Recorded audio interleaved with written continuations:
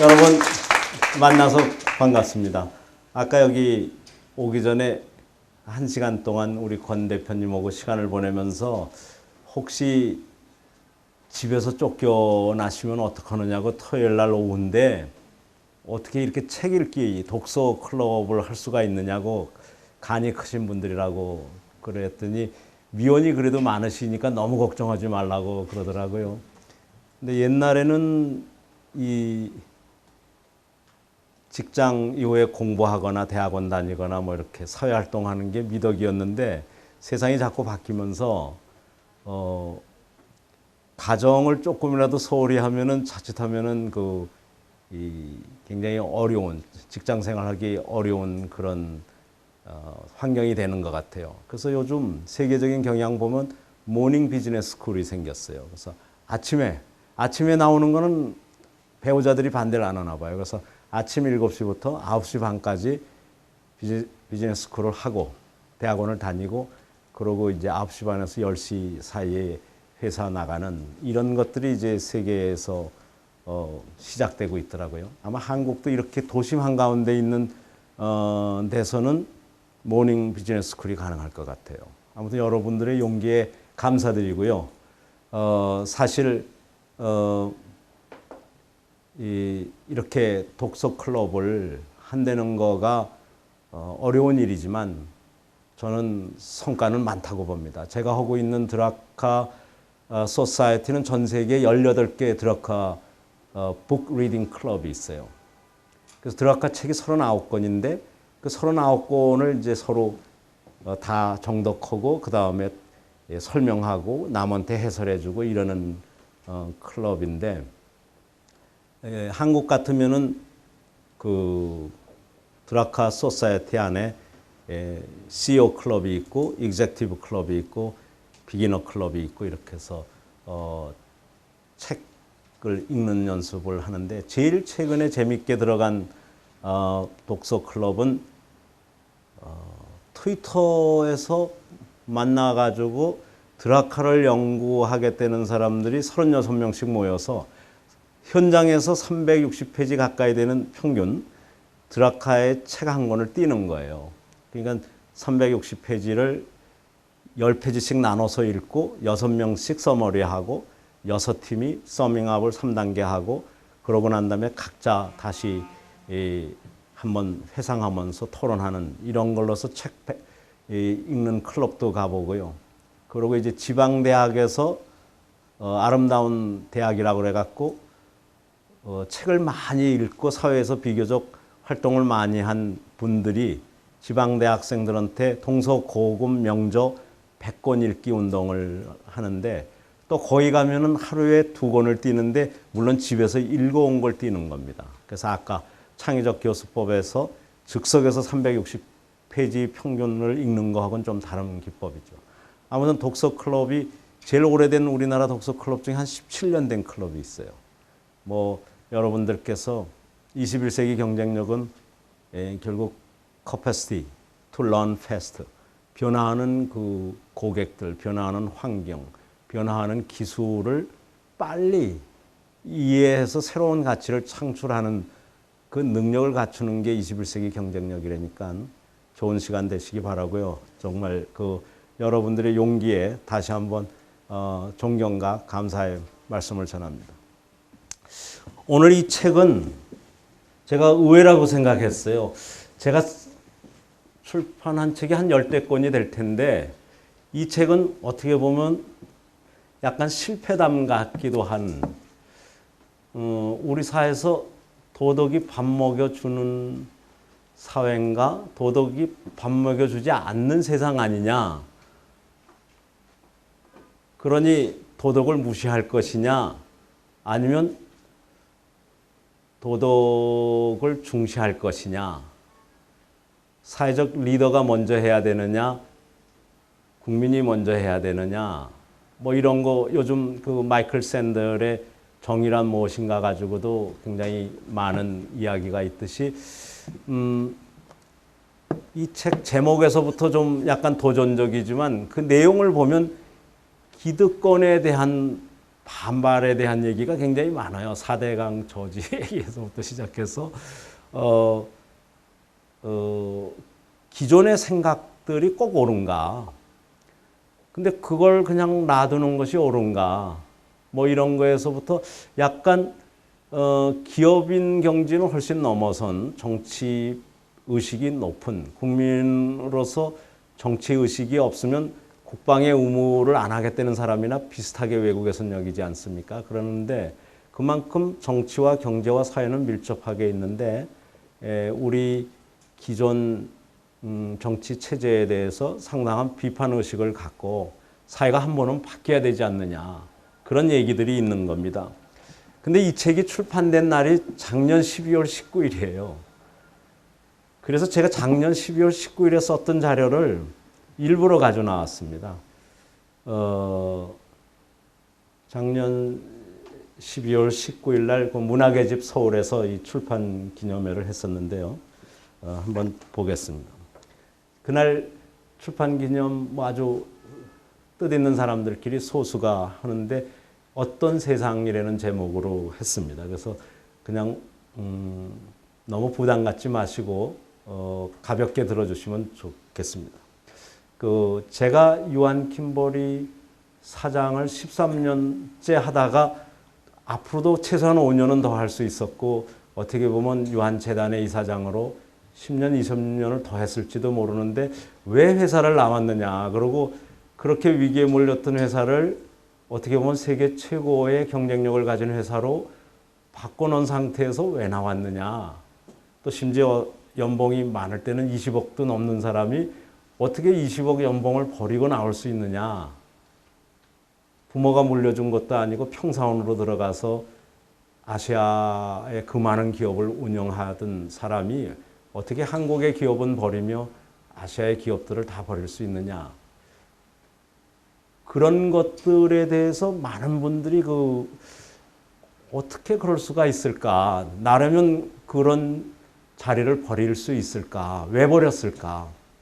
이제 그러는데 그 버리게 되는 계기 중에 여러 가지가 있는데 그 중에 하나가 이 장면입니다. 제가 나무 심기 운동을 27년 전에 우리 강산 푸르게라는 거를 처음 시작을 했는데 그게 인연이 돼가지고 환경운동가가 됐어요. 기업인이면서도.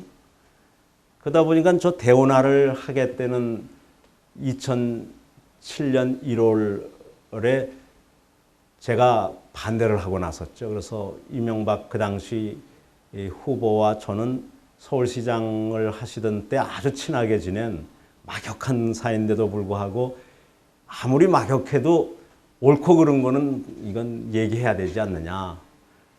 그리고 또 같은 기업인이었고 같은 CEO였었고 그래서 많은 정이 끌리지만 이것만은 안 되겠다 그래갖고 이제 나섰었죠.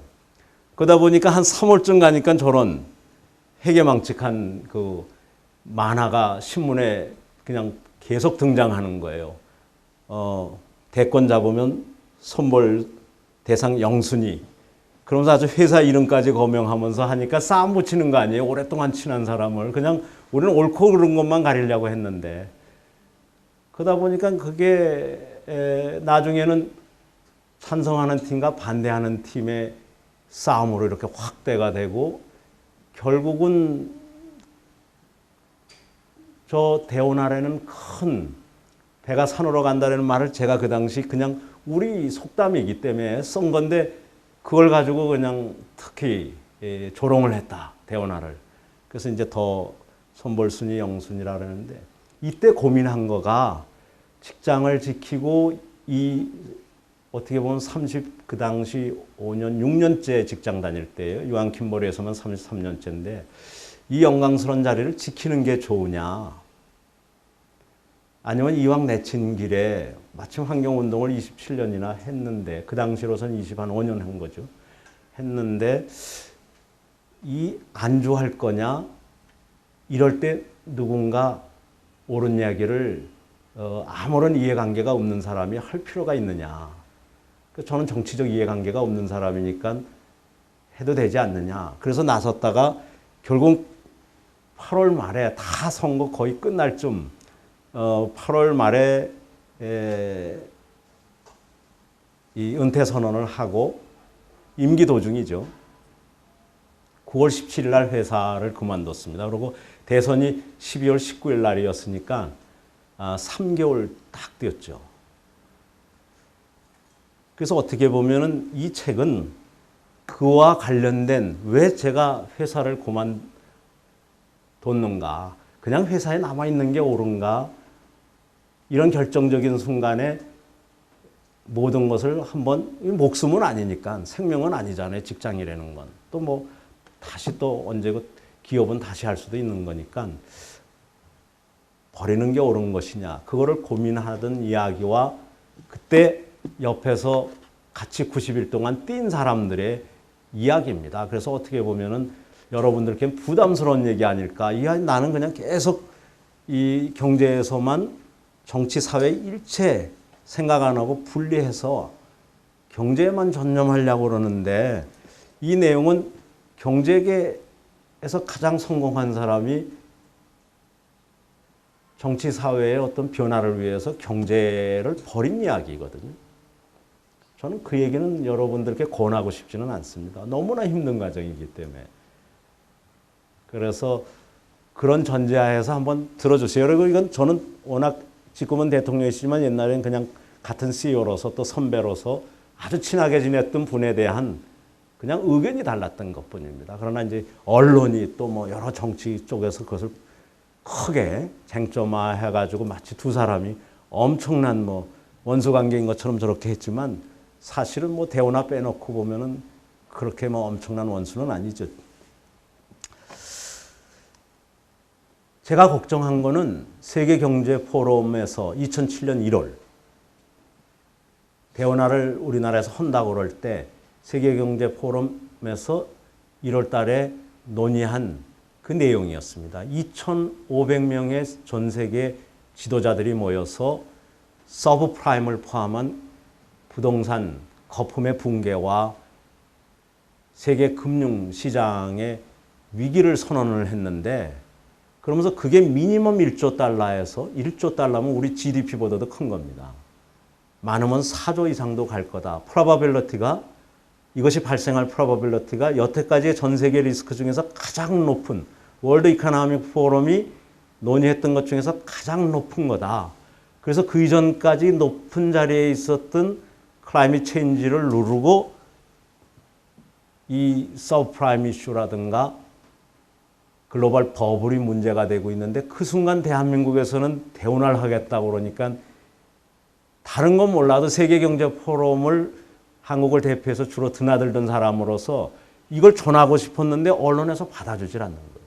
왜 그러냐면 이게 주류의 생각과 다른 거를 세계경제포럼 내용이라고 전하면 이게 선거 전략에 영향이 있지 않겠어요? 그러니까 거의 무시하는 거예요. 그 다음에 일부 진보 매체라는 데는 세계경제포럼은 혹시 부자들의 모임 아니냐. 거긴 1,000명의 경제인이고 1,000명이 NGO, NPO, 예술계, 언론계에서 학계에서 온 분이고 나머지가 국가 대표 뭐 원수라든가 총리라든가 이런 사람들인데, 그런 사람들의 얘기에는 그리 귀담아 들을 만하지 않다. 이래가지고 아무튼 이 세계경제포럼 2007년 1월 말에 있었던 그 얘기가 한국사에 전해지지 않았어요. 그 뭐 귀국해갖고 몇 달을 노력하는데 안 되니까 이제 환경재단이라든가 뭐 여러 경제단체라든가 CEO 클럽에 나가서 이 얘기를 했죠. 이거 신기루다. 이거 버블이다. 우리가 IMF 한 번 겪었으면 됐지. 또 겪으면 안 되지 않느냐. 그래가지고 이제 대운하 반대에 맨 앞장에 서게 됐고, 그러다가 결국 저런 만평 때문에 2007년 9월 17일 날 대선에 출마를 했습니다만, 뭐 엄청난 또 반응을 보여주셔서 거의 한때는 뭐 300~400만 표 이상까지도 받을 수 있는 그런 여론조사 결과가 나오는데, 이해창 씨 같은 분이 나오다 보니까 갑자기 제 지지율이 3분의 1로 떨어지고, 또 얼마 회복하고 나니까 무슨 단일화할 것이다, 뭐 사퇴할 것이다, 결국은 이래가지고 많이 줄었지만 그래도 수백만 명이 마지막 투표장까지 나와서 저를 찍어준 거에 대해서 늘 감사하지요. 기업인이었던 사람을 마지막 그 3개월 선언하고 뛴 걸 믿고선 수백만 명이 투표했다는 거에 대해서 저는 한국 국민에 대해서 굉장히, 저는 학연혈연 지원에 많이 노예가 되어 있을 거라고 생각했는데 그 순간 와, 이렇게 수백만 명이 학연혈연 지원을 떠나서 기업인 했던 사람한테 이렇게 해줄 수 있구나 그러고 놀랐었습니다.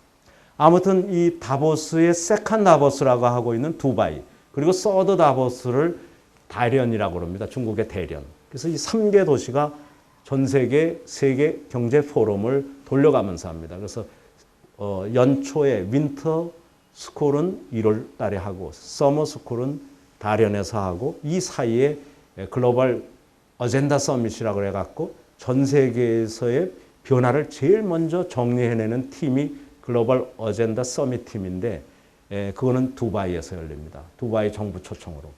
근데 이 두바이마저도 지금 위기에 몰려 있는 건 여러분이 너무 잘 아시잖아요. 이것은 신기로운 것 같아요. 제가 걱정한 것은 양극화예요. 우리 대한민국에 3대 과제가 있다면 GDP가 안 늘어나는 거예요. 총 GDP가 1조 달러에서 안 늘어나는 거예요. 3, 4년째. 그런데 한쪽에서는 잘 되는 것 같아요. 주로 수출업체들이죠. 주로 대형 건설업체들이죠. 왜 그러냐면 잘 보이게 착시 현상이 나게 몰아주다가 보니까 환율을 800원 정도에 있던 걸 지금 요즘 내려서 1150원이지만 1200원에라 올려주다 보니까 과거에 1억 불 수출하면 800억 원 받던 데가 요즘은 1200억 원을 받았단 말이에요. 그럼 수출업체가 400억 원을 더 받으면 수입업체들이, 주로 중소업체들이 300억 내지 250억을 더 부담하는 이런 거였거든요. 그러니까 총량이 안 늘어나는데 한쪽으로 결국 혜택이 몰리다 보니까 IMF 때 정부가 160조, 민간이 3, 400조를 내서 우리 금융과 재벌을 다시 일으켰듯이 지금은 그쪽은 꼭 필요하지도 않은데 다른 방법이 없다 보니까 환율에 의해서 부가 같은 1조 달러 내에서 대기업으로, 특히 수출 대기업, 건설 대기업으로 이전해 가고 있는 과정이죠.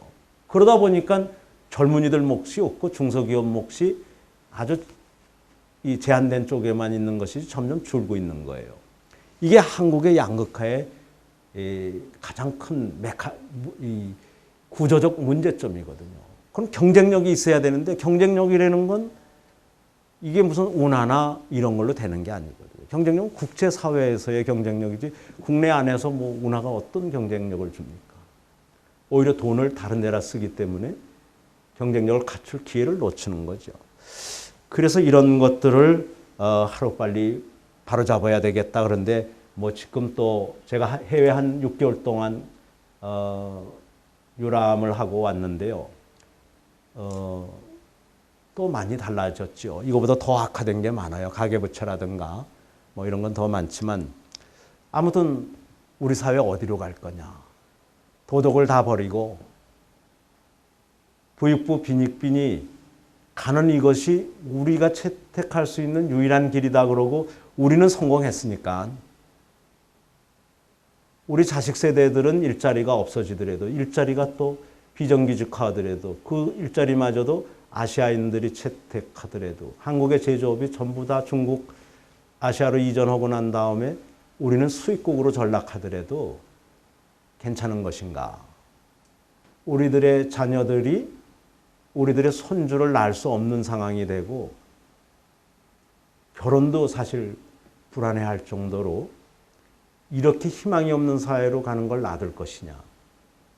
이거는 20대, 30대 혼자 해결할 문제가 아니지 않느냐. 이거야말로 40대, 50대, 60대 중에서 성공한 사람들이 나서서 뭔가 근본적인 개혁을 해야 되지 않겠는가. 이런 생각을 한 거죠. 앙겔라 메르켈이 그 중에 한 사람입니다. 또 일본에 뭐 성공은 못하고 있지만 54년 만에 정치개혁에 성공한 민주당. 2, 3년 전에는 전혀 존재하지도 않던 당이 국회의석 500석 중에서 54%를 차지했어요. 54년 자민당 정권이 무너졌죠. 왜 무너졌습니까? 양극화 때문에 무너진 거거든요. 젊은이들한테 희망이 없었기 때문에 무너진 거거든요. 비정규직이 갑자기 늘어난 것 때문에 자민당 54년이 무너진 거거든요. 우리나라도 그렇게 되지 말란 법이 없는 겁니다. 이걸 그냥 젊은 세대들의 잘못으로 또 우리는 돈 많이 버니까 계속 자본을 바탕으로 계속 커나간다고 과연 이 한국 사회가 또 한민족이 이 희망이 있다고 얘기할 것인가? 어디까지가 지도층의 책임이고 지도층의 길이고 지도층의 덕목인가? 이런 것들을 고민해야 되는데 저는 여기 계시는 분들은 놀랍게도 50대, 60대가 아니신데도 이런 책을 골랐다는 것에 대해서 저는 굉장히 놀랍습니다. 아무튼 저는 우리들은 다 죄인이라고 생각해요. 우리 때는 서로 저는 장교 출신이었기 때문에 특히 여기저기서 막 통역 장교에다가 병기 장교에다가 이 경영학을 하고 장교 출신이고 그러다 보니까 여기저기서 간다고 그랬지만 저뿐만이 아니라 그 당시 누구나 서너 개를 합격해놓고 골라가는 거였어요. 근데 지금 서너 개를 합격하기는커녕 100대 1, 막 1000대 1까지도 되잖아요. 저는 이건 무리들 책임이라고 봅니다. 후세 몫을 마련하지 않고 다 잡아먹은 거예요. 골든 기스를, 황금거위를. 알을 낳는 거위를 살려놔야 될 거 아니겠어요.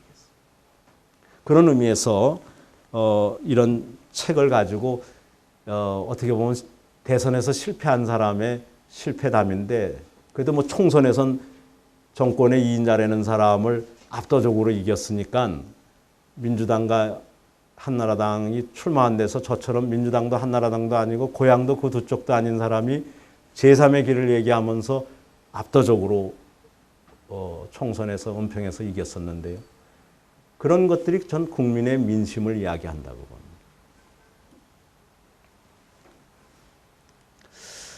그래서 저는 이렇게 깨적깨적 여기저기서 뭐 고친다고 또 이 정권이 저 정권이 왔다 갔다 한다고 달라지지 않는다고 봐요. 조금은 달라지겠죠. 그렇지만 근본적인 우리 사회의 문제점, 이 양극화의 문제점, 그래서 양극화 때문에 일어나지 않는 이 사회 통합의 과제를 해내려면 지금의 그런 흑백 논리를 가지고 좌우의 논리를 가지고는 안 된다는 거예요.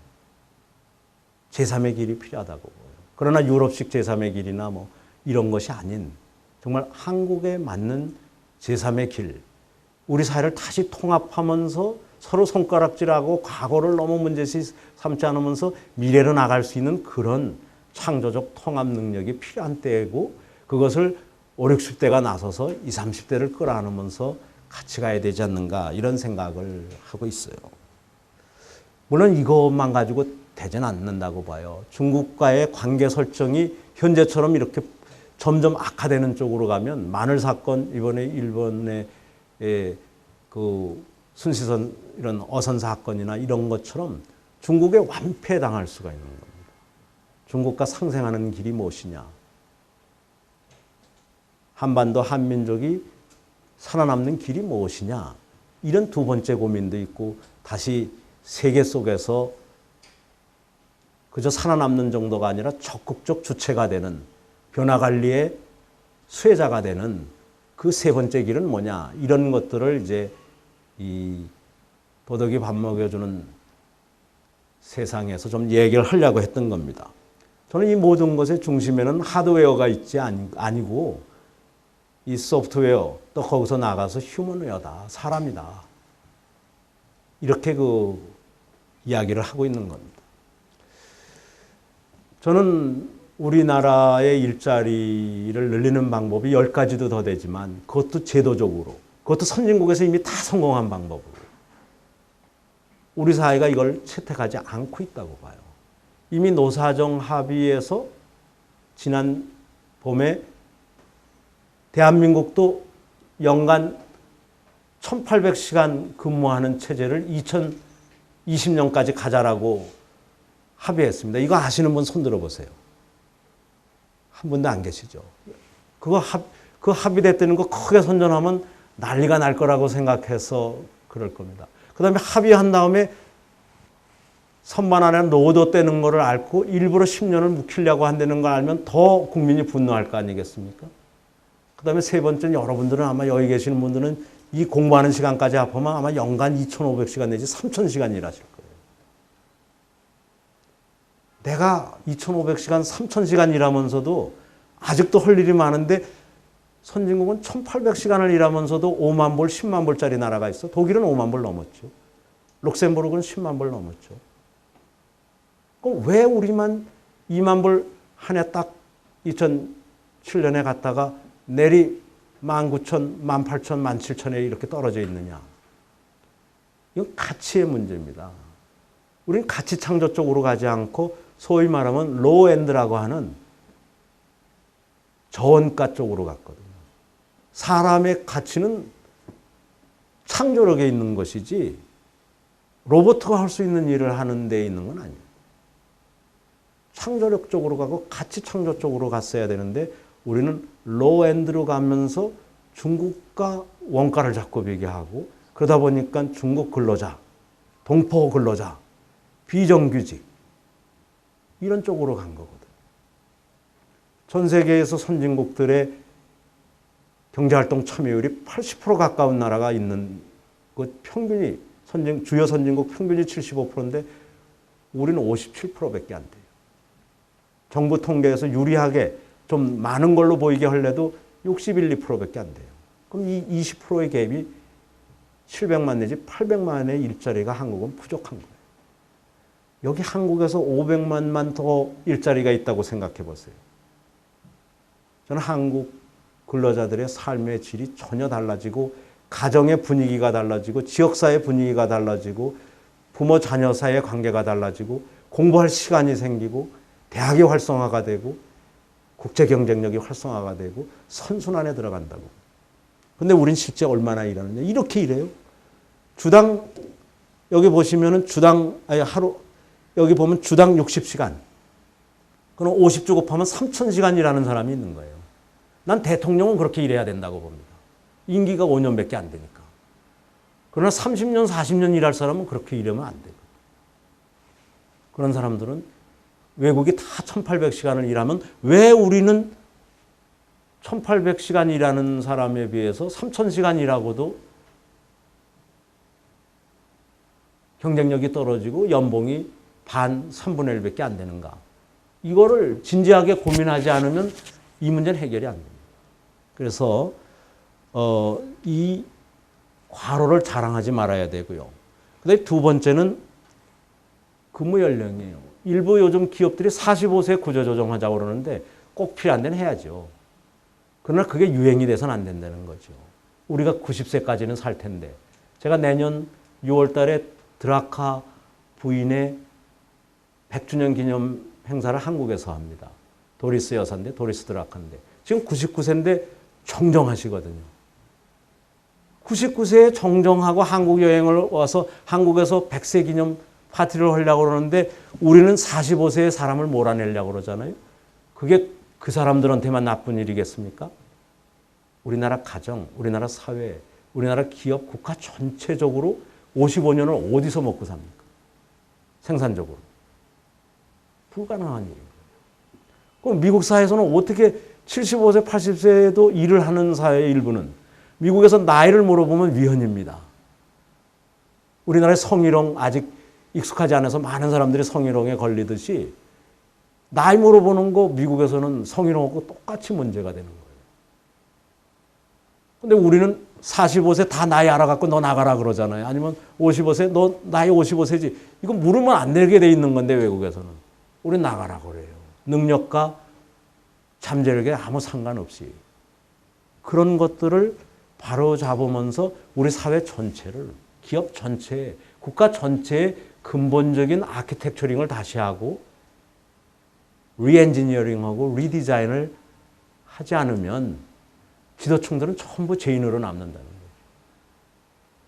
도와 덕을 실천하는 그런 사람들이 아닌 거죠. 기업이 왜 대학 시절에서 최우수생을 100대 1로 뽑은 사람들이 왜 5년, 10년 후에 이 사람 쓸모없다고 그래요? 아마 여기도 CEO분들 여러분 계실 텐데 많은 사람들이 질문을 안 하는 부분이 이겁니다. 내가 최고의 인재를 뽑았는데 왜 이 사람들이 내 마음에 안 들지? 왜 이 시대에 경쟁력이 없지? 자기 탓이라고 생각 안 해요. 그 사람 탓이라고 생각. 아니 뽑을 때 마음에 들어서 뽑은 사람이 나빠졌으면 다 100% 자기 탓 아닙니까?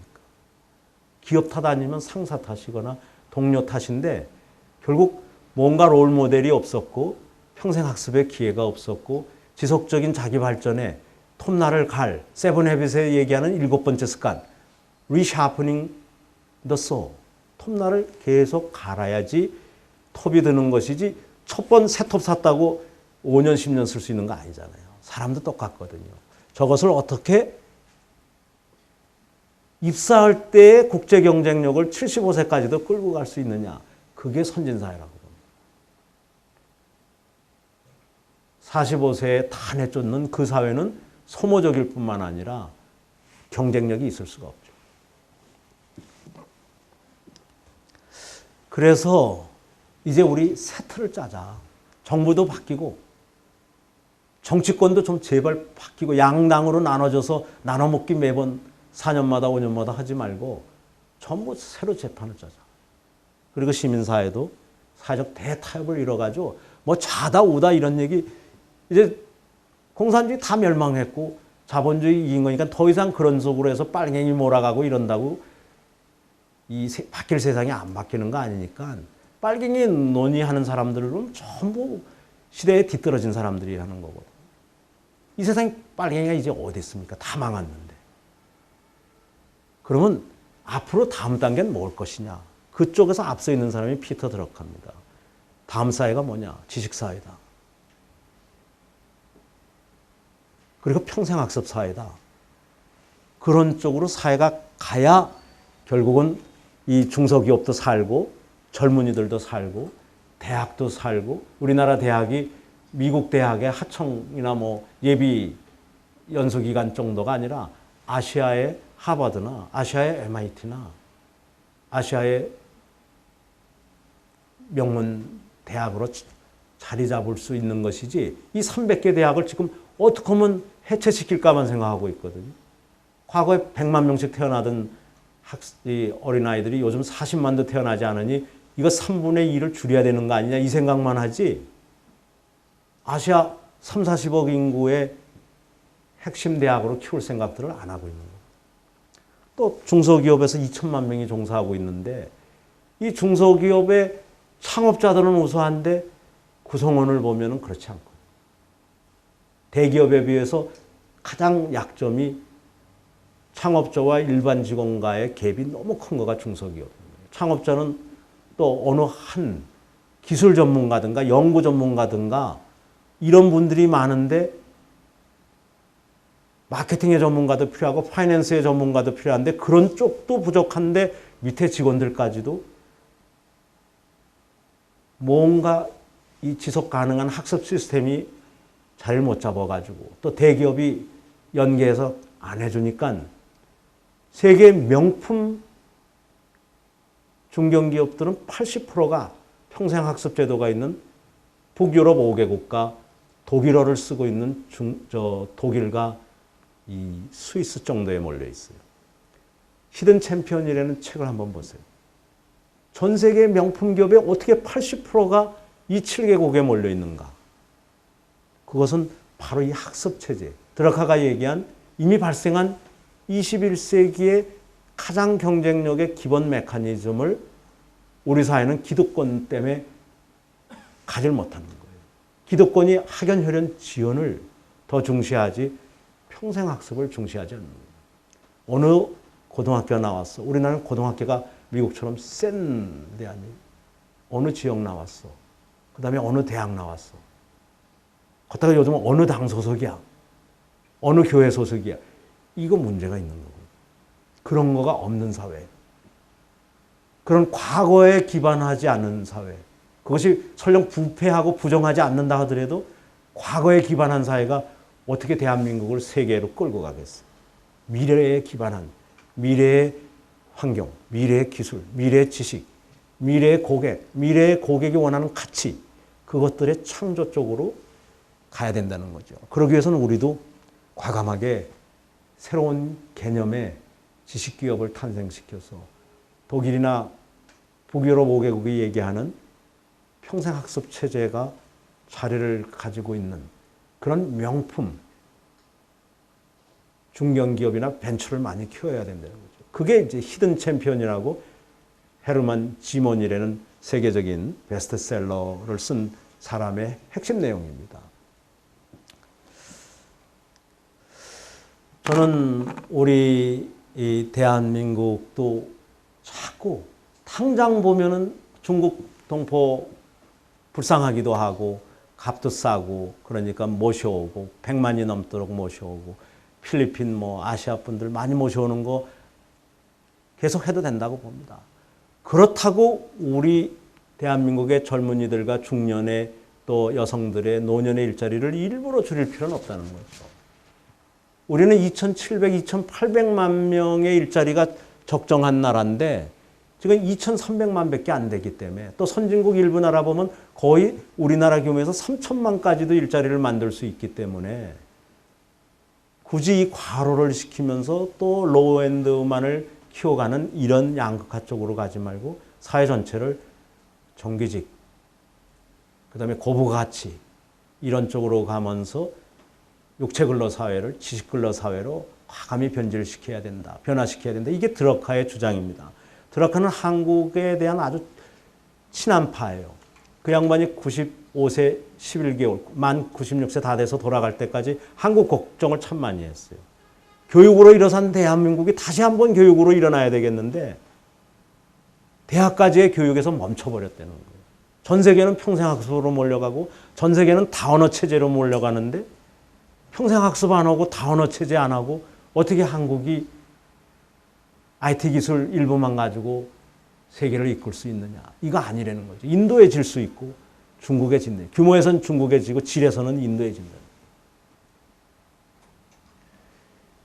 저는 이런 것을 해내는 역할이 여기 계시는 다음 세대 우리 지도자들의 역할이시라고 보고 그런 것들의 일부 꿈들을 여기서 했고 어떻게 보면 실패담 같지만 사실은 이런 꿈들을 솔직하게 공유하고자 했던 겁니다.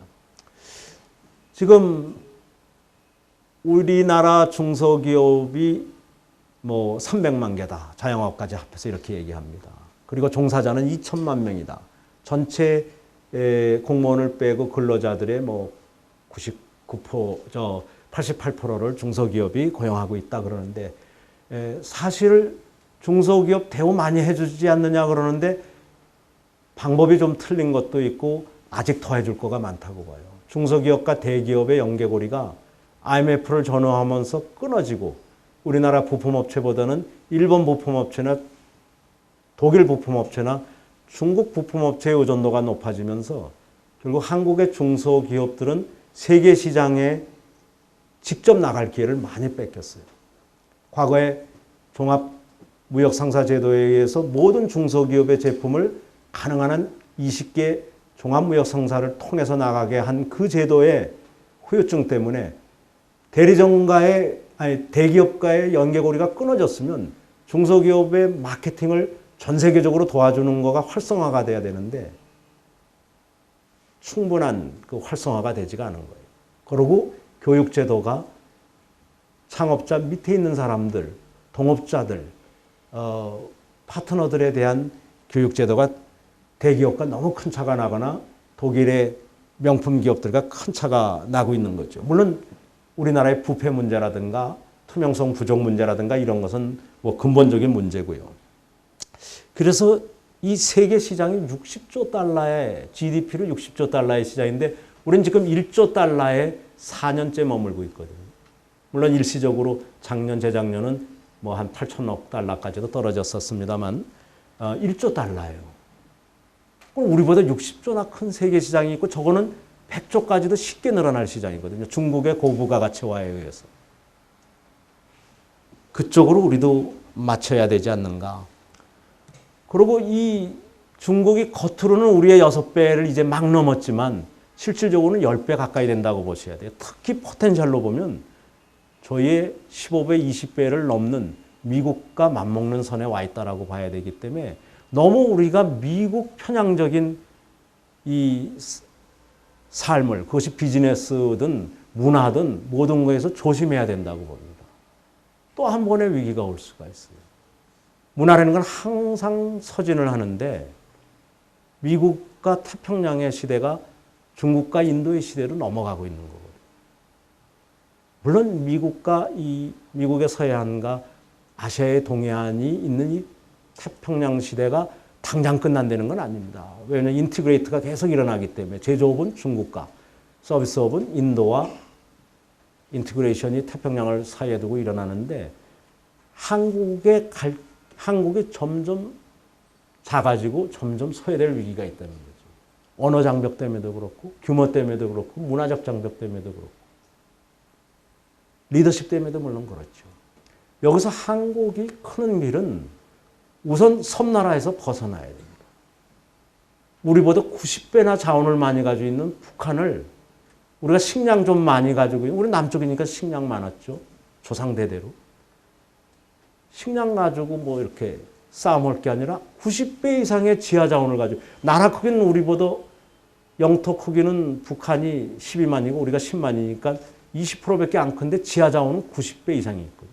세계 모든 희귀 자원이 몰려 있는 데인데 그걸 왜 놔두며 우리 쌀은 왜 썩히며 왜 러시아의 그 어마어마한 수자원과 전력자원과 각종 자원은 왜 썩히는가? 이런 생각을 해봐야 됩니다. 러시아가 얼마나 중국을 무서워합니까? 중국의 연해주에 대한 영향력을 제일 걱정하거든요. 러시아가 모스크바 이서에서의 세인트피터스버그까지의 산업화가 가속화되면서 이 동해안 지역의 인구를 거의 다 잃고 있어요. 그래갖고 지금 중국인들이 북한의 북쪽에 몰려오듯이 연해주 쪽으로 가고 연해주를 거의 장악하고 있거든요. 무비자로. 그러니까 이제 가끔 내보냅니다. 러시아에서. 러시아는 지금 북한의 근로자와 남한의 기술과 자본이 와서 이 러시아를 지켜주기를 바라는 거예요. 디모그래픽하게. 또 경제적으로. 근데 우린 북한에 갇혀서 못 나가잖아요. 얼마 전만 해도 우리는 북한을 그냥 뛰어넘고 북한을 무시하고 갈 수도 있을 것 같았는데 갑자기 우리가 북한하고 동격이 돼버렸어요. 이런 큰 실수는 하지 말아야죠. 빨리 1억 경제로 아니면 1억 5천 경제로 그리고 땅으로 봐서 10만 평방킬로미터가 아니라 22만 평방킬로미터가 아니라 수천만 평방킬로미터를 관장하는 이게 사실은 자원도 굉장히 중요한 거거든요. 이런 생각을 키우는 것이 아까 양극화를 이겨내고 불신을 이겨내고 사회를 통합하는 거, 중국에 상생하는 지식경제로 가는 거, 또 이런 어떤 일억 경제의 큰 경제를 스피드 못지않게 규모의 경제를 만들어내는 것이 중요합니다.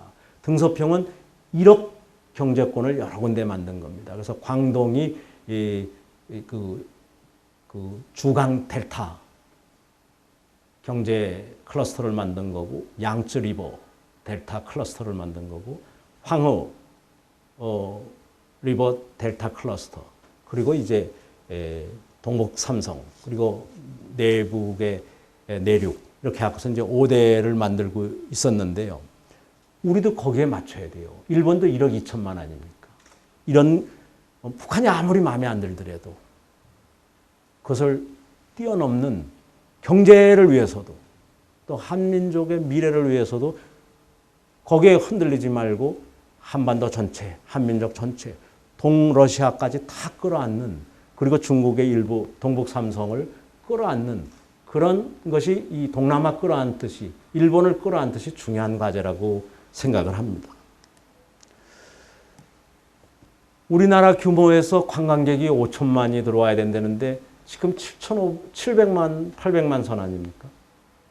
도심에다 뭐 이것저것 디자인쇼 하는데 그걸로 되질 않아요. 왜 5천만이 못 옵니까?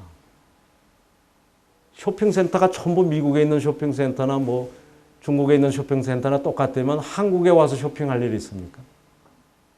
차별화가 돼야 되거든요. 농촌이 살아있어야 되고 문화가 살아있어야 되는 것이죠. 전통이 살아있어야 되는 거고. 일부는 대형 쇼핑센터도 있어야 되지만 다수의 다양성, 역사성, 문화성 이런 걸로 우리 도시의 수백 배가 되는 농촌을 살려야 되는 겁니다. 우리 땅 좁다고 얘기할 이유 하나도 없어요. 우리가 살고 있는 도시는 1%도 안 돼요. 그러나 도시 재개발해봐야 0.몇 프로 재개발하는 거 아닙니까? 그러나 우리 국토의 8, 90%는 특히 농촌만 하더라도 20% 가까운 땅이 전 세계 사람들을 끌어들일 수 있는 건데 우리가 다문화도 안 하고 다원어도 안 하지만 또 이 도로 표시가 엉망이라 서양식 시스템을 쓰지 않고 우리만의 기억력에 의존한 동 시스템이기 때문에 라인 시스템이 아니라 그러기도 하지만은 무엇보다도 농촌이 너무 버려져 있는 겁니다. 이게 어디 단순한 agricultural product의 산지가 아니잖아요. 문화상품, 교육상품, 휴양상품, 의료상품. 그렇기 때문에 외국은 한 가구당 1억의 농촌소득이 나오는데 우리는 농가소득이 태반이 농업소득이다 보니까 아직도 3천만 원. 정부 보조금에 의존해요. 이런 것들을 고쳐나가야 된다고 보는 겁니다. 전 결국 지도층이 변해야 된다고 봅니다. 지도층이 지도층다운 역할을 해야지 이 거대한 세상의 변화에서 맨 앞장서야지 기득권을 지키는 역할을 하면 안 된다고 봅니다.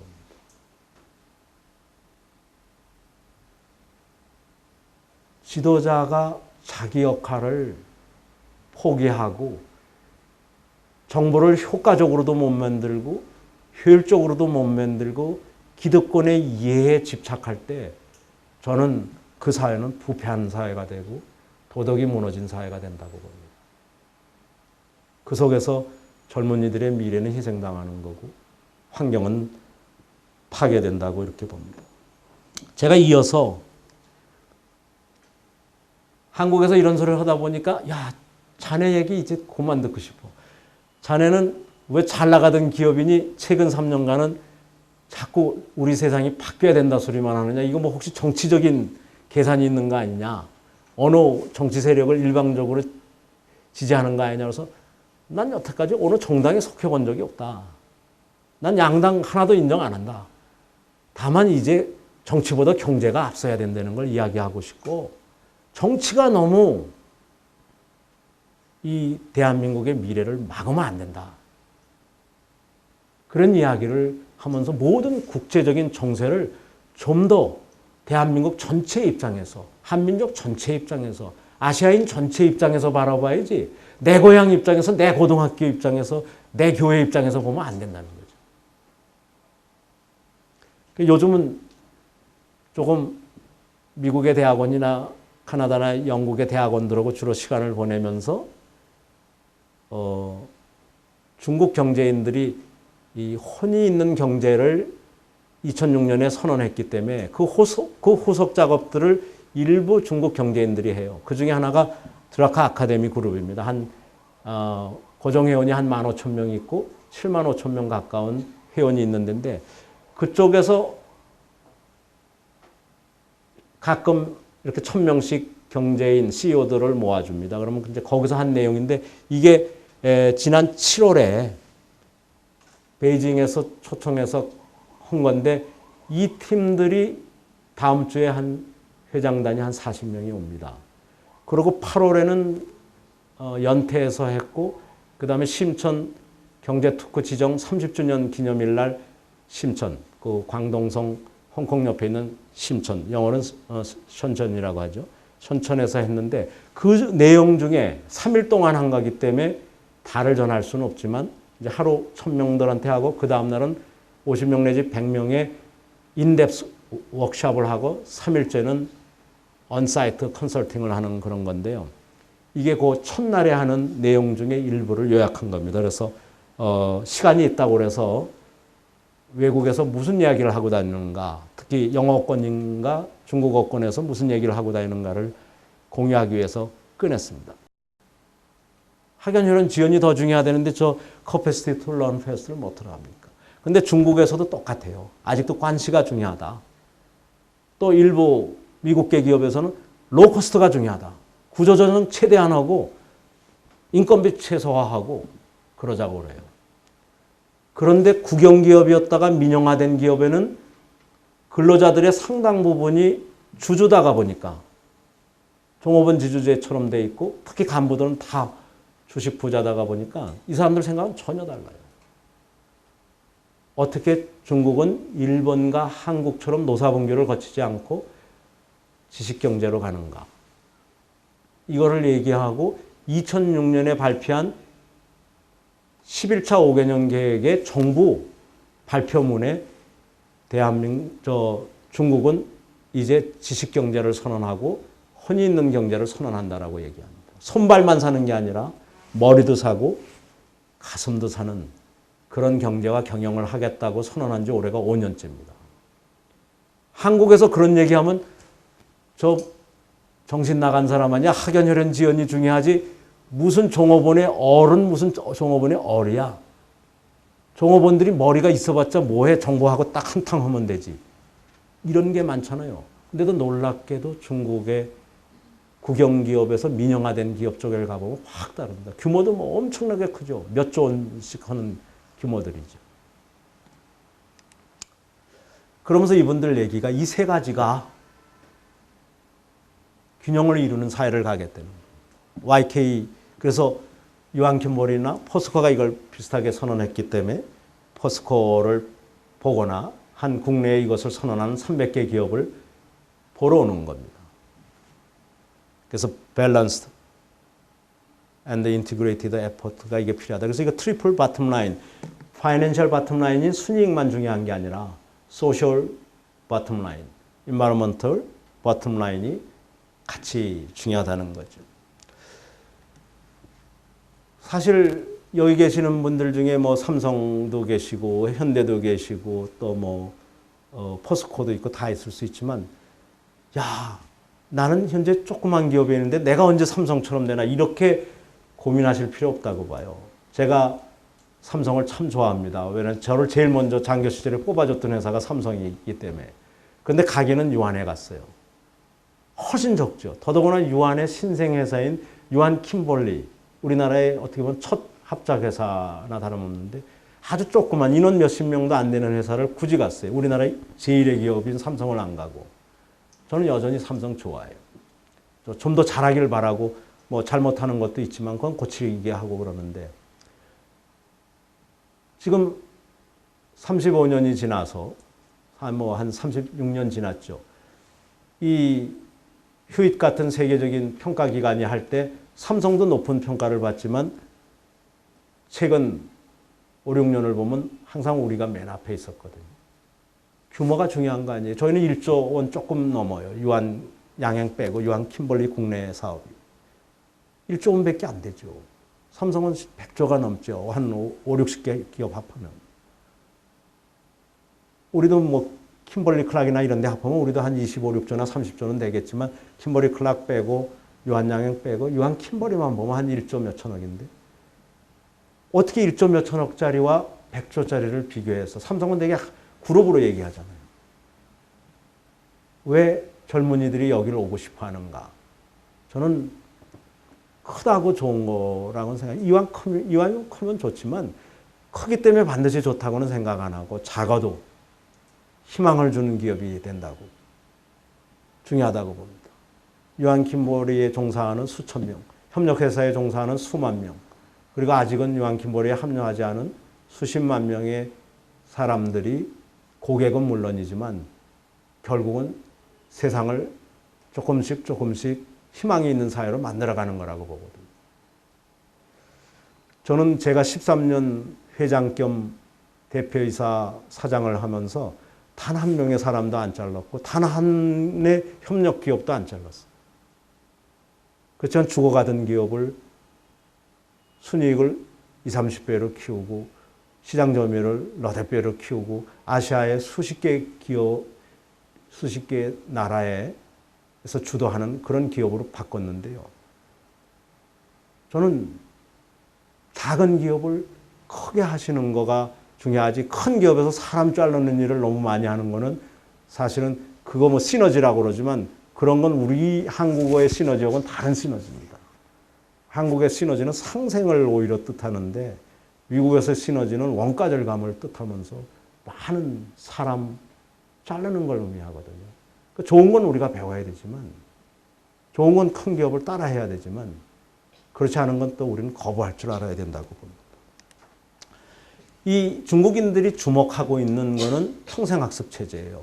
어떻게 하면 현재 월 400불밖에 안 되는 근로자들을 2,000불, 3,000불까지 노사분기 없고 분신자살 없이 가느냐. 일본도 분신자살이 많았고 한국도 많았는데 중국 14억 인구가 분신자살하면 이거 곤란하대요. 근데 폭스콘이라는 회사 여기서 아시는 분 있으세요? 중국의 폭스콘. 폭스콘이 미국에서 제일 잘 나가는 회사의 중국 제조업체 아닙니까? 13명이 현재 자살했어요. 한 기업에서. 저는 미국 기업 중에 좋은 기업이 많다고 보지만 아무리 뭐 제 휴대폰을 파는 회사라 하더라도 잘못한 건 잘못한다고 봅니다. 폭스콘은 잘못하고 있는 거예요. 어떻게 한 기업에서 13명이 자살할 수가 있습니까? 중국의 경제인들은 그걸 걱정하는 거예요. 내 기업에서는 한 명도 안 죽게 만들겠다. 나는 400불을 2,000불까지 3,000불까지 올려주는 방법을 차라리 연구하겠다. 그러려면 뭐냐? 그 사람들을 지식근로자로 바꿔야 되지 않겠는가. 그 사람들이 혼이 있는 나 경영자처럼 나 사장처럼 나 주주처럼 열정과 혼이 있는 전문성이 있는 그런 사람으로 만들면 되는 거 아니냐. 이게 중국 경제인들의 판단입니다. 그래서 중국이 양쪽으로 나눠져 있어요. 미국을 배우자. 다른 하나는 좋은 건 배우되 야 이거 새로운 방식이 필요하지 않느냐. 꼭 우리가 이렇게 로우코스트로만 가야 되겠느냐. 중국이. 저희는 이 후자 쪽과 협력하면서 현재로 봐서는 15%도 안 되는 것 같지만 14억 인구의 15%면 크지 않습니까? 그래서 협력하고 있고요. 그분들이 제일 눈여겨보는 게 이 인터널 스쿨입니다. 자발적 사내 학교. 그래서 강요된 집체 교육이 아니라 각자 알아서 자기의 강점과 자기의 특성과 기호를 극대화시키는 쪽에 필요한 교육을 하는 거예요. 강점에 기반한 교육. 그리고 상호 인터디펜던스를 하기 위한 거. 서플라이 체인 전체에서 아니면 크로스 펑셔널하게 협력하는 데 필요한 이런 그 교육을 자발적으로 하면서 특히 포크로 투시프트는 이미 3조가 있는 데서 1조를 더 늘려서 4조. 그러면 인원이 한 33%가 더 필요하지만 그거는 33%를 다 안 늘리기도 하는 방법이 선진사에서 이미 입증된 게 많이 있으니까 그건 나중에 고민하고요. 4조 2교대에서는 선진국은 대개 2조가 3일 일하고 2조가 놀고 그 다음 3일은 놀던 2조 C, D조가 3일 일하고 AC조는 3일 놉니다. 그리고 일요일은 다 같이 놀고 그러나 일요일에 꼭 일해야 될 일이 있으면 4일 일하고 4일 놉니다. 그래서 3.5일 일하기는 어려우니까 4일 연속해서 일하고 4일 한쪽은 놀다가 그 다음 4일은 하면 평균 3.5일 꼴이 오는데 이 제도가 그거예요. 그래서 보면 180일 일하고 185일 노는 체제인데 이거 하면 나라 망할 것 같고 회사 망할 것 같은데 이거 해갖고 망한 기업은 그냥 다 성공한 거죠. 포스코도 그렇고 요한킴버리도 그렇고 다 그런 거죠. 근데 1조 있는 회사 보러 4조 하라고 그러면 되겠습니까? 우리나라에서 치과 쪽에서 이걸 많이 도입했는데 치과는 1조만 있다가 1.5조로 해서 야간조를 늘렸어요. 주말조를 늘렸어요. 그래서 토요일, 일요일 날도 요즘 진료하는 치과가 많이 늘어난 게 이 개념을 3조에서 4조 가는 거를 1조에서 1.5조나 2조로 가면서 야간조, 주말조를 만든 겁니다. 그러다가 보니까 한국의 치과 기술이 최고래요. 왜냐면 임플란트나 이런 거를 아주 많이 할 수 있는 기술을 습득할 시간이 많아가지고 임플란트 소재와 기술이 세계 최고라는 겁니다. 요즘 성형 쪽이 세계 최고 쪽을 달리는 것도 결국 학습 때문에 그런 거예요. 이게 3조 있던 회사가 4조로 갈 때 A, C조가 낮과 밤에 일하는 때 B, D조가 놀고 그 다음에는 B, D조가 나으리라고 A, C조가 노는 거예요. 근데 저걸 3일로 단축하는 경우도 많다는 걸 말씀드렸죠. 특히 일이 적을 때는 이왕 노는 거 하루는 더 놀자. 그래서 일요일 날 다 같이 노는 겁니다. 그리고 이제 무슨 국경일이나 추석이나 설날 같은 때는 다 저렇게 놀죠. 그러면 연간 180일 나올 때와 연간 270일 회사 나올 때의 에너지 사용량이 얼마나 다르겠어요? 개개인별. 이왕 나온 길에 12시간 하는 건 힘들지만 많은 분들이 하루 나오면 12시간 있잖아요. 그럼 그걸 아예 표준화하자는 거죠. 이왕 에너지 쓰고 통근 시간 들여가지고 출퇴근 시간 들여서 나온 이상은 12시간 일하고 집중 근로하는 거죠. 그 대신 나흘이나 3일만 일하자는 거죠. 이게 뭐 전 세계 표준인데 한국에서는 이렇게 하는 데가 아직 300개 기업이 안 됩니다.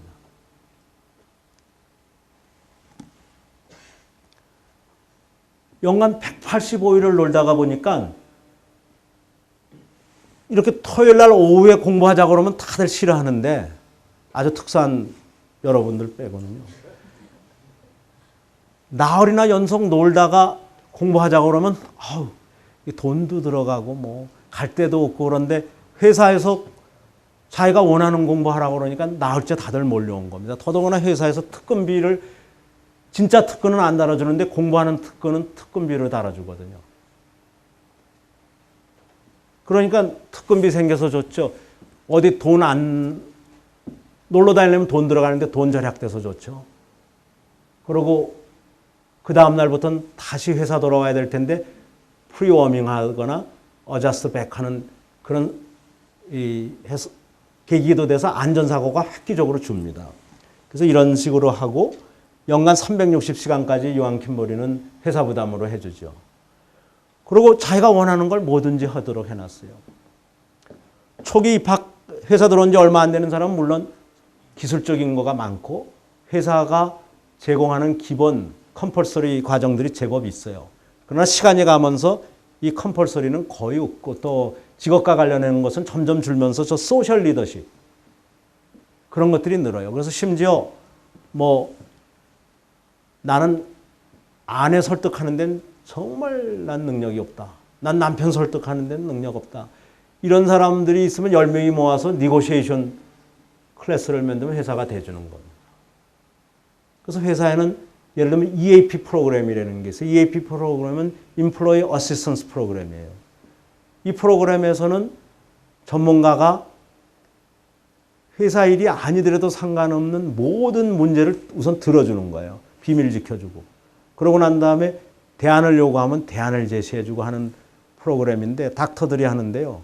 굉장히 인기 있습니다. 근데 그거는 이제 전문가의 도움을 받는 거지만 스스로들 모여가지고선 야, 협력의 우리나라의 최고봉은 어느 CEO란다, 어느 교수란다. 그 사람 모아가지고 공부하는 겁니다. 10명, 20명 단위로. 그 사람들이 아내를, 자기 자녀를, 남편을 설득할 수 있으면 직장에서의 만족도는 엄청나게 올라가거든요. 이 관계가 없다라고 우리나라 사람들은 믿어왔지만 사실은 가정에서의 평화가, 자녀들과 배우자와의 평화가, 또 동료와의 평화가 직장 성과의 태반을 좌우하거든요. 이런 것들을 바꿔나가자는 거죠. 그래서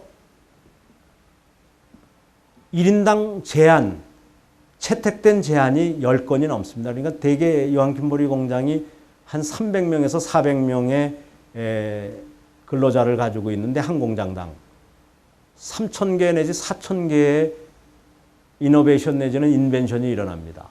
도요타보다도 높은 수준이죠. 그렇기 때문에 600개가 넘는 제품이 매년 전혀 다른 제품으로 변형돼서 나오고 우리나라의 경쟁자들이나 뭐 백조를 파는 P&G의 제품이 항상 구식처럼 보이는 이유가 이 제도 때문에 그렇습니다. 빨리 기술의 변화를 받아들이고 펑셔널, 크로스 펑셔널하게 그리고 서플라이 체인 전체적인 협력을 하고 서플라이 체인 전체에서의 재고를 사실상 제로화했기 때문에 신제품이 개발되자마자 시장으로 나가는 이 고투 마켓 스피드를 높였기 때문이에요. 그래서 이 서플라이 체인 혁신을 한번 보실 필요가 있고요. 누구나 다 내 안에서만 잘하겠다고 그러는데 사실은 내 부문은 물론이고 내 회사는 물론이지만 내 서플라이 체인, 상류에 있는 수많은 부품업체나 소재업체들, 하류에 있는 대리점과 유통업체들, 소비자, 그리고 상황에 따라서는 정책 결정자들, 시민단체들, 대학도 어떻게 보면 함께 이노베이션에 참여해야 된다고 봅니다. 그래서 아까 폭스콘에서는 1년에 막 13명이 죽는데 요한 킴버리는 13년 동안 단 한 명도 그런 분이 없습니다. 어떻게 보면 수만 명이 일하는 직장에서. 우리나라의 대기업 중에서도 한 타이어 회사에서는 막 6명, 9명씩이 죽었어요. 지금도. 그것도 대기업인데 1년에 10만 명이 직장에서 몸을 버립니다. 자살이 2만 명이에요. 그거 다 우리 사회의 우리들의 문제지 남의 문제가 아닌 거예요. 줄일 수 있는 거고.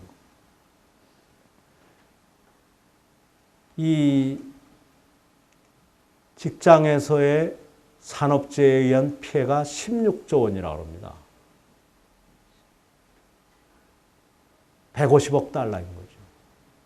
이게 경제적 손실로 따진다는 게 좀 창피하고 부끄러운 얘기지만 사람의 목숨과 그 가정의 행복도 중요하지만 과연 우리가 왜 15조, 16조, 17조를 왜 버려야 되는가? 이것이 과연 도덕이 살아있는 세상인가? 뭐 품질이라든가 생산성, 다른 데가 공장을 대개 3개를 가지고 있어야 저희 한 공장을 따라오질 못합니다. 워낙 생산성 차가 나니까. CEO가 아주 뛰어난 사람이 있는 공장과 전체 근로자가 뛰어난 공장을 비교하면 CEO는 비교도 안 됩니다. 초기에만 앞서는 것 같죠.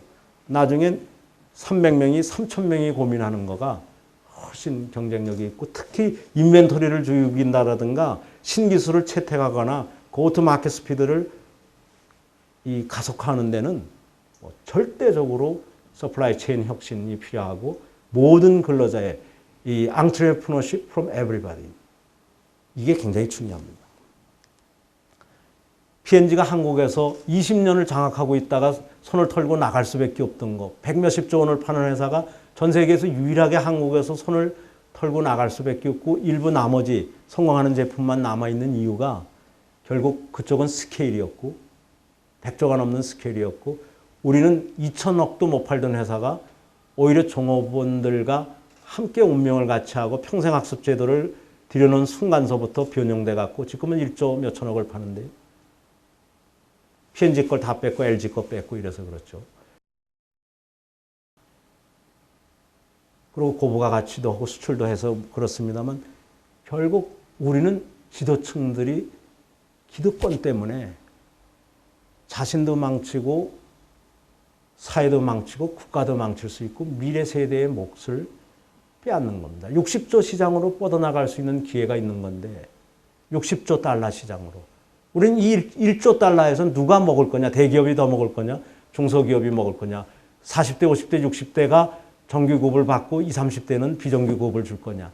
세대 간의 싸움, 규모 간의 싸움. 이건 잘못된 거죠. 아까 21세기 경쟁력은 capacity to learn fast라고 그랬습니다. 이것을 모듈화해 갖고 책으로 써서 세계 베스트셀러를 만든 그 드라카의 제자가 이 신봉자가 스티븐 코비입니다. 스티븐 코비의 아들 스티븐 M.R. 코비도 스피드 오브 트러스트라는 책을 써서 베스트셀러가 됐는데 이 두 사람이 얘기하는 거가 신뢰를 봐, 윤리적 신뢰, 투명성 이 속에서 그 다음 필요한 거는 책임성이다. 그 분야의 최고봉에 가는 것이다. 개인이 최고봉에 가야 되고 조직이 최고봉에 가야 되고 그 개인과 조직이 끊임없이 평생학습을 통해서 7번째 습관인 resharpening the saw 끊임없이 톱날을 연마하는 것을 통해서 개인과 조직의 퍼포먼스를 높이는 거, 캐퍼빌리티를 높이는 거. 이것이 윤리적 신뢰와 함께 갈 때 이펙티브한 리더가 된다라든가 성공하는 사람이나 성공하는 조직이 된다는 거죠. 우리 사회가 과연 여기에 바탕하고 있느냐 그러면 우리는 아직도 학연혈연 지연에 바탕하고 있습니다. 이걸 깨야 됩니다. 그래서 제가 이 직원 뽑는데 참여 안 한 지 한 15년, 20년 가까이 됐는데 부장 시절에 제가 이제 78년서부터 87년까지 부장을 오래 했어요. 제가 시민운동하고 우리 강산 푸르게 같은 거 막 하고 경제민주화 운동하니까 부장으로 오래 묶어뒀어요. 너 어디 견디나 보자 그러고 제 친구 여러 명을 다 회사에서 자르고 그리고 남들을 저보다 먼저 부장시켰죠. 회사 나가게 하기 위해서. 근데 끝까지 그때 버텼었는데 저를 이렇게 지켜준 것들이 이런 것들이에요. 변화를 끊임없이 하다가 보면은 결국은 다 다른 사람들이 세월이 지나가다가 보면은 학연도 혈연도 지연도 다 왔다 갔다 하는 거고 별 도움이 안 돼요. 그리고 저는 그때 부장 시절에 신입사원들 면접할 기회가 그때까지는 저는 동의를 해가지고 여러분들 남편 될 사람이 반대하더라도 이 회사에 끝까지 다니겠습니까? 시부모나 누가 그 당시만 해도 결혼 후나 아기 낳은 후에 직장 가는 걸 부모들이 싫어하는 경우가 있었고 또 직장에서 대개 여성들이 퇴직하기를 바라는 걸로 돼 있던 시대라 저는 거꾸로 여러분들 아기 낳은 다음에도 다니겠다고 그래야 우리 부서에 오게 합니다. 다른 부서에서는 내보내려고 그러지만 제가 맡고 있는 마케팅 부서에서는 퇴직 후에도 다닌다고, 아기를 낳은 후에도 다닌다고 그래야 뽑습니다. 그랬더니 눈이 둥그레갖고 그게 정말이냐는데 그분들이 지금 우리 회사의 브랜드 매니저 내지는 마케팅 매니저로 이사만 7명이나 있습니다. 바꾸셔야 돼요. 여러분들이 젊었을 때 시작하면 전 그 78년, 83년 이때 시작한 건데 그 사람들이 지금 다 이사, 그 이상 BP급에 와 있는데요. 바꾸셔야 됩니다. 변화를 두려워하시지 말고 남들이 대통령이 해주기 바라고 국회의장이 해주기 그거 전혀 쓸데없는 일입니다. 우리가 나 하나 바꾸면 돼요. 그래서 저는 우리 사회도 빨리 2천만 명, 특히 자영업 빼고 보면 임금 근로자가 1,600만 명의 밑에 나와 있는 건데 그걸 400만 명 늘리기는 아주 쉽다는 거죠. 제도적으로. 저 과로를 1단계로 2,000시간 그리고 노사정이 합의한 1,800시간. 그래서 선진국 중에서 가장 일 많이 하는 나라의 수준이 1,800시간입니다. 그러니까 2단계는 1,800시간까지 가는 과정에서 400만 내지 600만의 일자리를 제도적으로 먼저 늘려야 된다는 거예요. 그리고 워크앤라이프 밸런스와 현재와 미래의 밸런스를 찾아서 공부를 계속 축적해둬야 된다는 거죠. 그래서 이걸 300개 기업에라 시도를 했는데 제가 국가경쟁력위원장 시절에 주로 200개 기업 가까이를 했습니다. 제가 그 당시 국가경쟁력위원장 시절에 만들었던 정부 연구기관이 뉴 패러다임 센터인데요. 그게 작년 12월부로 없어져서 제가 지금 운영하고 있는 게 뉴 패러다임 인스티튜트입니다. 그 센터를 인스티튜트로만 바꿔서 운영하고 있는데 이거는 정부와 민간과 학계가 함께 시범 사업을 한 겁니다. 그래서 300개 시범 사업을 했는데 거의 다 성공적이라고 보고요. 이 성장 측면에서나 턴오버 레이트가 줄어가는 거라든가 그 다음에 여기 공부하는 시간이 늘어나는 거 그리고 잡 크리에이션, 일자리가 늘어나는 것이 저렇게 비례하고 있죠. 결국 아까 말씀드린 대로 이 한국을 재탄생시키는 작업 이거는 다른 사람이 아니라 지금 CEO에 있는 위치에 계시는 분들, 지금 부장 위치에 있는 분들, 심지어 신입사원도 과감하게 내가 바뀌면 세상은 바뀌는 겁니다. 10년이 걸리느냐 20년이 걸리느냐 뿐이지 바뀐다고 보고요. 아까 말씀드린 대로 중국은 지금 400불밖에 안 되는 대졸 인건비를 1,500불로 덜 줄내는 세력과 앞으로 10년 후에도 3,000불까지 앞서서 주겠다는 사람들과의 싸움이에요. 그리고 그 사이에서 많은 근로자들이 갈등을 일으키고 자살하고 그러는데 한국과 일본은 전에 저 아래 빨간 모델이었습니다. 지금 중국의 종업원 지주제 같은 것을 가지고 있는 회사들은 저 윗부분을 바라보면서 혼이 있는 경영, 혼이 있는 경제, 지식경영, 지식경제를 선도하고 있습니다. 우리가 아마 중국의 평균을 비교하시다가 보면 어느 날 갑자기 중국의 15% 내지 20% 어떻게 보면 2억, 3억의 인구가 우리보다 훨씬 앞에 가 있는 그 놀라운 모습을 보시게 될 것 같습니다. 지금은 그냥 상해나 광동이나 베이징이나 뭐 연타이, 칭다오, 다령 가시면 건물만 가지고 놀라고 회의시설이 막 몇천 명이 들어가고 이런 극장식 강연장도 보통 1000에서 1200석씩 되고 규모만 보고 사실은 놀라지만은 질적인 변화가 중국에 일어나 있고 중국이 요즘 공자 이야기를 하는 게 우연이 아닙니다. 학습을 중요시 여기고 지도자의 도덕을 중요시 여기는 지도자가 지도자다워야 되고 지도자가 지도자의 역할을 해야 된다는 거예요. 여러분들 장시간 감사드리고요. 토요일 날 이런 시간을 채택하신 여러분께 다시 한번 존경의 인사를 드립니다. 고맙습니다.